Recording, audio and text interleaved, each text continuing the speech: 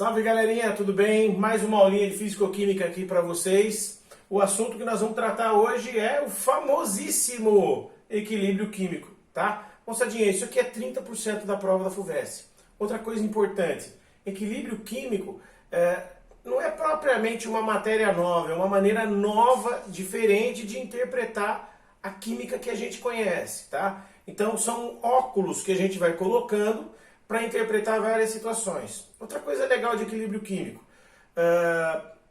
nós vamos tratar de equilíbrio químico durante muito tempo agora, tá? Essa primeira aula de equilíbrio químico, que vai falar só da constante de equilíbrio praticamente, ela vai só introduzir o assunto, para que você consiga entender e desenvolver. Aí a gente já vai falar das constantes de equilíbrio. Essa aulinha tem também alguns exercícios importantes que eu queria resolver junto com vocês, tá? Depois, nós vamos aplicar o conceito de equilíbrio químico em várias matérias que a gente já conhece e buscar definições novas para essas matérias que são importantes. Vamos lá? Então vamos. Olha lá. Equilíbrio químico, que é a primeira parte do equilíbrio, que é a parte de constante do equilíbrio que a gente chama de Kc. Bom, vamos imaginar que eu tenho uma reação onde A reage com B para produzir C e D. Importantíssimo que você entenda, tá? O Azinho pequenininho que está aqui na frente, você sabe, o Azinho que está aqui na frente, pequenininho, é o coeficiente estequiométrico do A. O B é o coeficiente estequiométrico do B, o do C, o do D, do E, enfim. Então o que eu fiz? Eu peguei um recipiente, isso aqui é um balão de fundo redondo, olha que bonitinho que ele está aqui.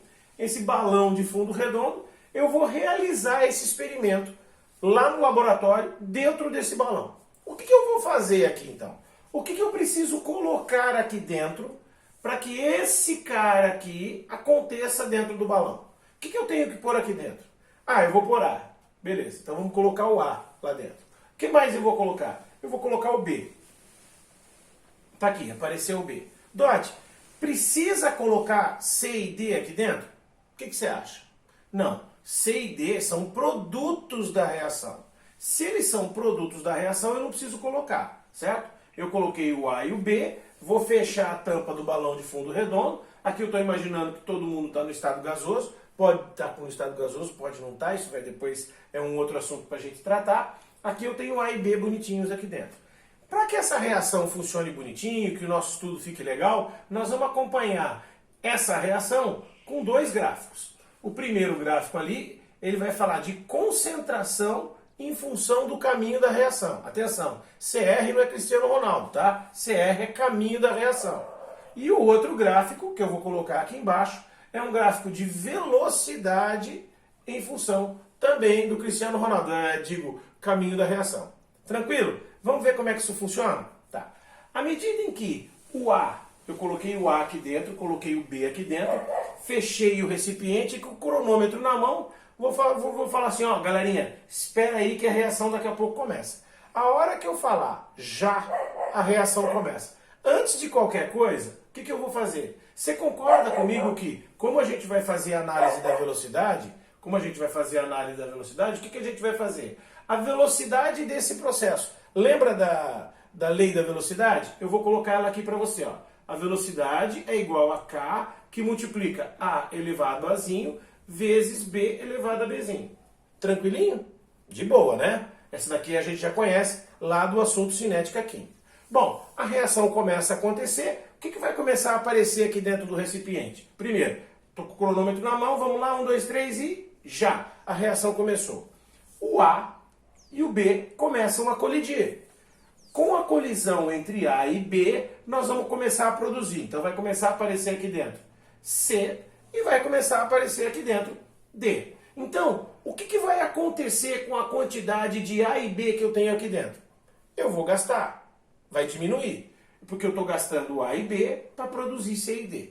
O que a gente já começa a pensar? Dot, então, como esse primeiro gráfico é um gráfico que fala de concentração em função do caminho da reação, do tempo, a gente já vai imaginar que a concentração de A e B vai diminuir. Enquanto a concentração de C e D vai aumentar. Só tem um detalhe. Se ela diminuir desse jeito, ela vai vir para zero. E se essa daqui aumentar desse jeito, ela vai para o valor máximo. Certo? Então vamos ver, o que vai acontecer? Olha o que eu vou ter aqui, ó. Só que, à medida em que a quantidade de C e de D vai aumentando, o que vai acontecer? A probabilidade entre C e D colidirem aqui dentro aumenta.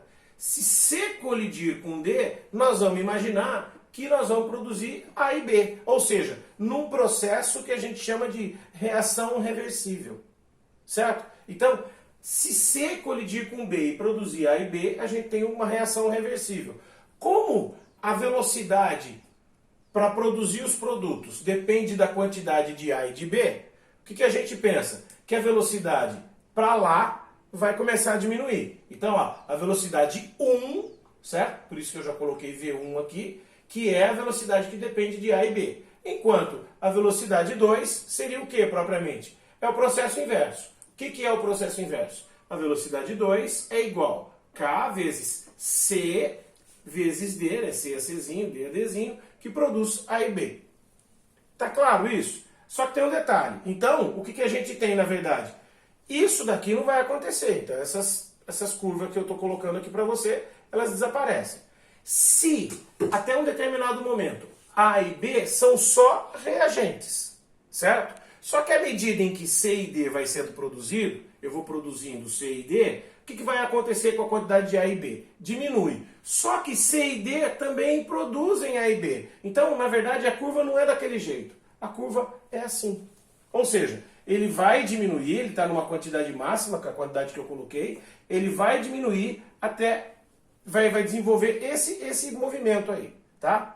E o que vai acontecer com a quantidade de C e D? No começo, eles só são produtos, então só vão ser produzidos. O que vai acontecer? A quantidade de C e D vai aumentar. À medida em que ela aumenta, ela vai descrever praticamente a mesma curva espelhada em relação aos produtos. E eu quero que você perceba uma questão que é o seguinte. A partir desse ponto bonitinho aqui, as concentrações dos produtos e dos reagentes de A, B e de C e D, elas são constantes. Nesse tempozinho, as concentrações são constantes, tá? Isso é importante que eu queria que você percebesse. Certo? Agora, vamos fazer a análise da velocidade. Olha a velocidade. A velocidade 1 não é K1, concentração de A elevado a zinho, vezes a concentração de B elevado a Bzinho? É. O que acontece com a quantidade de A e B durante o processo? Diminui. O que você imagina da velocidade? Ela diminui também. Então, olha o que vai acontecer com a velocidade no sentido 1. Ela diminui. Por que ela começa tão grande? Porque as concentrações de A e B são grandes. Tá? E o que vai acontecer com a velocidade 2? O detalhe é o seguinte. A velocidade 2 não depende de C e D? C e D no começo não são zero? Então a velocidade 2 vai ser zero no começo. Então a C e D vai aumentando e à medida em que eles aumentam, ó, ela vai descrever o mesmo movimento. Só vai ter um detalhe importante que eu queria que você visse, que é importantíssimo. Olha só, tá? A velocidade 2, essa é a velocidade 1, a velocidade 2, elas vão atingir um ponto onde elas se igualam, tá? É esse ponto aqui, que a gente chama de T. Não coincidentemente, que eu fiz isso de propósito, o tempo em que as concentrações ficam constantes é o mesmo tempo em que as velocidades ficam constantes, tá? Então aqui eu coloquei V1 é igual a V2. Como é que isso funciona, Dot? É assim, a quantidade de A e de B não está diminuindo? Tá, então ela está aqui, ela está descrevendo esse movimento, a quantidade de A e de B está diminuindo. A quantidade de C e D está aumentando, certo? A velocidade de A e de B não depende, a velocidade 1 não depende de A e de B? Sim. A velocidade 2 não depende de C e D? Sim. A quantidade de C e D no começo não era zero? Então V2 era zero? A velocidade 2 vai aumentando. A velocidade 1 vai diminuindo. A partir do momento em que V1 fica igual a V2, A e B se transformam em C e D na mesma velocidade em que C e D se transformam em A e B, porque V1 fica igual a V2. E o que acontece nisso? O que acontece é que se o A e o B se transformam em C e D e o C e o D se transformam em A e B simultaneamente na mesma velocidade, a quantidade de A e B é constante. E a quantidade de C e D é constante. Isso significa o quê? Significa que com A e B constante, V1 é constante. C e D constante, V2 é constante. Isso não foi exatamente no mesmo momento que elas ficaram iguais? Ou seja, daqui para frente eu vou ter alguma coisa que a gente chama de equilíbrio químico. Ou seja, nesse ponto aqui ou nesse ponto aqui, tanto faz, nós vamos ter alguma coisa que a gente chama de equilíbrio químico. Então é fundamental que você entenda o seguinte: isso aqui é um processo que a gente chama de processo reversível. O que é isso? É os reagentes se transformando em produtos e os produtos se transformando em reagentes na mesma velocidade. O que é muito legal aqui é o seguinte: a gente sempre teve evidência de reação. Então, por exemplo, eu tenho uma reação lá onde eu coloquei um sonrisal na água e ele começou a fazer bolha. A hora que começa a fazer bolha, tá tendo reação. Quando a reação está em equilíbrio, não tem bolha. Por quê? Porque ela não tem evidência de reação. Mesmo assim, ela está acontecendo. Por quê? Porque os reagentes se transformam em produtos e os produtos se transformam em reagentes. Isso é equilíbrio químico. Agora, olha que legal. Não vai ter uma implicação matemática na parada? Pessoal que curte matemática, ó, V1 é igual a V2. Os meus monitores que adoram matemática, V1 é igual a V2. Uia, V1 é igual a V2. Então vamos anotar aqui, ó. V1 é igual a V2. Se V1 é igual a V2, o que vai acontecer? Eu sei que o V1 não é K1, concentração de A elevado a zinho, vezes a concentração de B elevado a Bzinho, vai ser igual a V2. O que é V2? É o K2, concentração de C elevado a Czinho, vezes a concentração de D elevado a Dzinho. Vamos passar tudo que é constante para um lado, tudo que é concentração do outro. Olha o que vai acontecer. Eu vou ter aqui o K1, certo? Eu vou passar esse cara aqui, ó, o A e o B dividindo, e eu vou passar o K2 dividindo. Então ficou K1 sobre K2, certo? É igual a concentração de C elevado a Czinho, vezes a concentração de D elevado a Dzinho, dividido pela concentração de A elevado a Zinho, vezes B elevado a Bzinho. Olha lá o pessoal da matemática de novo. K1 sobre K2 não é uma constante dividida por uma outra constante? Isso aqui é o quê? É o que nós vamos chamar de constante de equilíbrio. Tá? Que eu só vou chamar de K e Q só nesse momento. Depois ele vai ter um nome próprio para cada coisa que a gente estiver usando. Então, constante de equilíbrio é igual produtos, C e D, dividido pelos reagentes.